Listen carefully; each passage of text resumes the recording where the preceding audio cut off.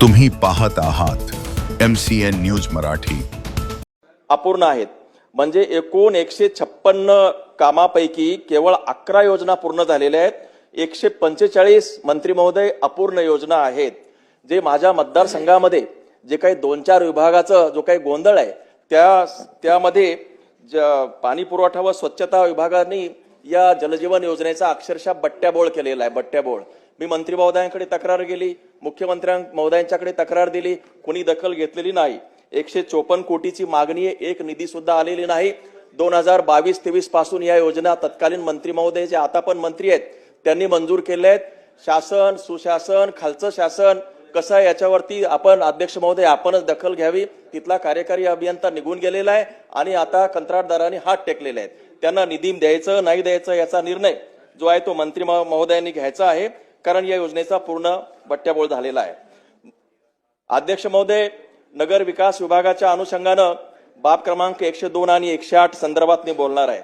नगर परिषदेमध्ये तीर्थक्षेत्र यात्रास्थळ विकासासाठी सहाय्य देण्यात येतं। मेहकरमध्ये नरसिंह मंदिर, सारंगधर बालाजी मंदिर आणि ओलांडेश्वर मंदिराचा तीर्थक्षेत्राचा कॉरिडॉर आहे आणि याच्यासाठी 100 ते 150 कोटीचा जर निधी मंजूर केली। मी या संदर्भात माननीय मुख्यमंत्री महोदयांना विनंती केली होती, त्यांनी तत्वता मंजूर केली आहे, परंतु मला निधी मिळालेला नाही।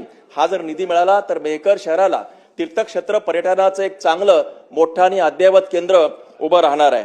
दुसरं आणि म्हणून या संदर्भामध्ये माननीय मुख्यमंत्री महोदयांचं जे नरसिंह मंदिर हे कुलदैवत आहे आणि म्हणून माननीय मुख्यमंत्री महोदयांना माझी विनंती राहील की या तीर्थक्षेत्र कॉरिडॉरला आम्हाला 100 ते 150 कोटीचा निधी द्यावा, ज्याने आम्हाला मेहकरला तीर्थक्षेत्र पर्यटनाचं चांगलं स्थान निर्माण होईल। अध्यक्ष महोदय, मेहकरमध्ये नगरोत्थान 1 अंतर्गत 72 कोटीची पाण्याची व्यवस्था करण्यात आलेली आहे आणि अमृत 2 मध्ये 38 कोटीची पाणी पुरवठा योजना सुरू आहे। यासाठी लागणारा जो 10% स्वहिस्सा जो आहे अनुक्रमे 10 कोटी 80 लक्ष आणि 3 कोटी 85 असे 14 कोटी 65 लक्ष हा जो स्वहिस्सा आहे तो नगर परिषदेकडे नाही आहे आणि नगर परिषदेचं उत्पन्न नसल्यामुळे या संदर्भात हा जो स्वहिस्सा आहे तो शासनाने भरावा याबद्दल माननीय उपमुख्यमंत्री महोदयांना विनंती केली आहे। त्यांनी तो मान्य पण केलाय, परंतु याचे आदेश होण्याची आवश्यकता आहे, शासनाने ते मंजूर करावेत। याशिवाय मेहकरमध्ये 4 शादीखाने प्रत्येकाला 50 लाख रुपये लागणार आहेत, असे 2 कोटीची आवश्यकता आहे। 5 पीर दर्गा अतिशय प्राईम ठिकाणी आहे, त्यासाठी 10 कोटीचा निधी तिथं उद्यानं वगैरे डेव्हलप करायचे त्याची मागणी आहे।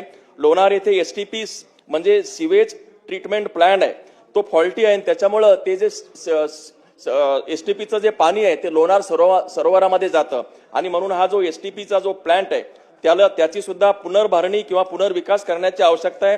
त्यासाठी निधी आहे। लोणार शहरामध्ये सुशोभीकरणासह बायपास होणे आवश्यक आहे। लोणार पर्यटनाचं शहर असल्यानं या ठिकाणी निधीची आवश्यकता आहे।